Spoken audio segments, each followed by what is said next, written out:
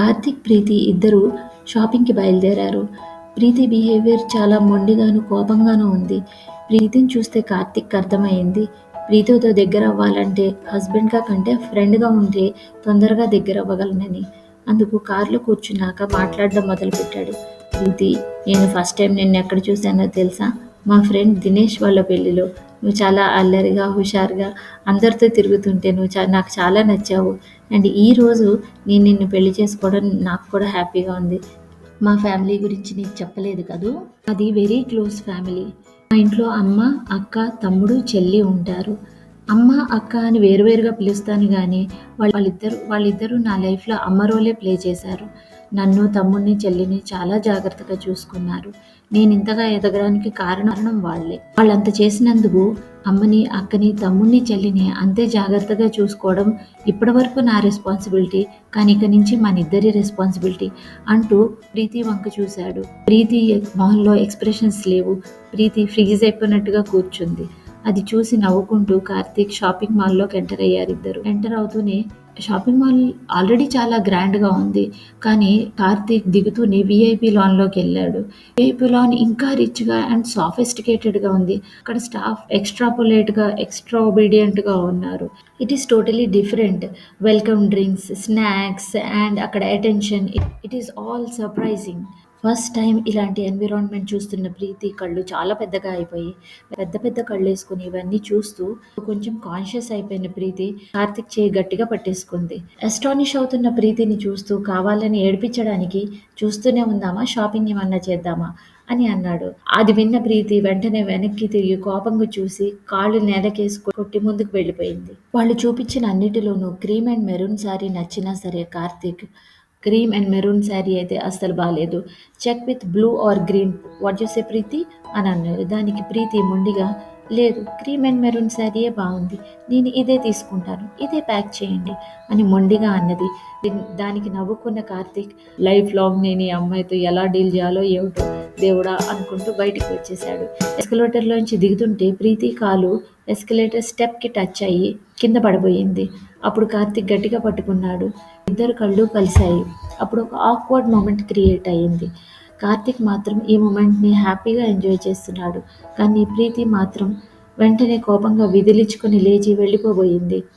అప్పుడు కార్తీక్, ఏంటి నడవడం రాదా లేదా పక్కన ఉన్నానని అడ్వాంటేజ్ తీసుకుంటున్నావా అని అన్నాడు. దానికి ప్రీతి కోపంగా వెనక్కి తిరిగి కళ్ళు చిన్నగా చేసి కనుబొమ్మల దగ్గర చేసి, ఏంటి నేను అడ్వాంటేజా, నో వే అనుకుంటూ విసురుకుంటూ వెళ్ళిపోయింది. దానికి కార్తీక్ లోపల పకపక నవ్వుకున్నాడు కానీ బయటికి సీరియస్ ఫేస్ పెట్టాడు. షాపింగ్ అయ్యాక బయటకు వచ్చి కారు ఎక్కబోతుంటే లైన్గా కారు వెనకాల ఇంకో 4 సిమిలర్ కార్స్ ఉన్నాయి. దాంట్లోంచి 4 బ్లాక్ సూట్ వేసుకున్న వాళ్ళు బయటకు వచ్చారు.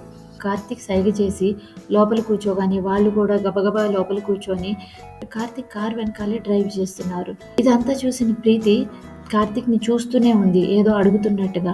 కార్తీక్ అది గమనించి ప్రీతి క్వశ్చన్ అర్థం చేసుకొని, వాళ్ళు నా బాడీ గార్డ్స్ ప్రీతి, వాళ్ళు ఎప్పుడూ నా వెనకాలే ఉంటారు. కానీ నువ్వు భయపడతావని ఇప్పటి వరకు నీకు కనపడలేదు. కానీ ఇక నుంచి నువ్వు అలవాటు చేసుకోవాలి అని అన్నాడు. అలా ప్రీతిని అల్లరి చేస్తూ స్లోగా చేంజెస్ని ఇంట్రొడ్యూస్ చేస్తూ ప్రీతికి దగ్గరయ్యాడు కార్తీక్. దీనికి భవానీ అమ్మ, అన్నపూర్ణమ్మ ఎంతో సంతోషించారు. కానీ అక్క వందనకి మాత్రం నచ్చట్లేదు.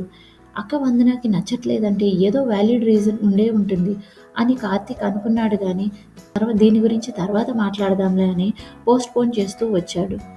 ఒకరోజు ప్రీతి పెళ్లి పనుల కోసము కార్తీక్ ఇంటికి వచ్చింది. అప్పుడప్పుడు ఇంట్లో నుంచే పని చేయాల్సి వస్తుంది. దానికోసం కార్తీక్ ఇంట్లోనే ఒక హోమ్ ఆఫీస్ కట్టించుకున్నాడు. ప్రస్తుతం కార్తీక్ ఆ రూమ్లో పనిచేస్తూ ఉన్నాడు. ఇంకా బయటికి రాలేదు. ప్రీతి మాత్రం ఒక్కతే లాన్లో వెయిట్ చేస్తుంది. కార్తీక్ లేకుండా ప్రీతి ఉండడం గమనించింది అక్క వందన. ఇది చూసి గబగబా ఏవో పేపర్లు పట్టుకొని పైనుంచి దిగి వచ్చింది. లాన్లోకి రాగానే ప్రీతి, హాయ్ ప్రీతి అని అంది. దానికి ప్రీతి, హాయ్ వందన అని అంది. You hiding to marry Karthik right అని డామినేటింగ్గా అంది వందన. దీనికి ఆల్రెడీ టెన్షన్లో ఉన్న ప్రీతి చాలా సప్రెస్డ్గా ఫీల్ అయింది. ఏమనాలో తెలియక ఎస్ అని తల ఆడించింది. అప్పుడు వందన, నువ్వు కార్తీక్కి కరెక్టే అనుకుంటున్నావా ప్రీతి అని అన్నది. దానికి కళ్ళల్లో క్వశ్చన్స్ వేసుకుని వందనాన్ని చూస్తుంది. అప్పుడు వందన ఈ లెటర్స్ తీసుకొని వీలైనంత తొందరగా నువ్వు కార్తీక్ లైఫ్‌లోంచి వెళ్ళిపోవాలి అని ఆర్డర్ ఇచ్చినట్టుగా అంది వందన. ఆ వాయిస్‌కి ఆల్రెడీ భయపడుతున్న ప్రీతికి ఆ లెటర్స్‌ని తీసుకొని ఏమిటి అని క్వెషన్స్‌తో చూస్తుంది. ప్రీతి ఎక్స్‌ప్రెషన్స్ డ్రాస్టిక్‌గా చేంజ్ అవుతున్నాయి. ఆ లెటర్స్‌ని చూస్తూ వాటిని గుర్తుపట్టినట్టుగా, నెక్స్ట్ షాక్ అయినట్టుగా, నెక్స్ట్ భయపడుతున్నట్టుగా పెట్టింది. వీటన్నిటిని చూసి వందన ఒక విలన్ నవ్వు నవ్వింది. లెటర్స్ చూసి ప్రీతి ఎందుకు భయపడింది? ఏముంది ఆ లెటర్స్‌లో? ఇప్పుడు కార్తీక్‌ని వదిలేస్తుందా? వరుణ్ తిరిగి వస్తాడా? ఏం జరుగుతుందో తెలుసుకోవడానికి వింటూనే ఉండండి. నేనే నా ఫేవరెట్.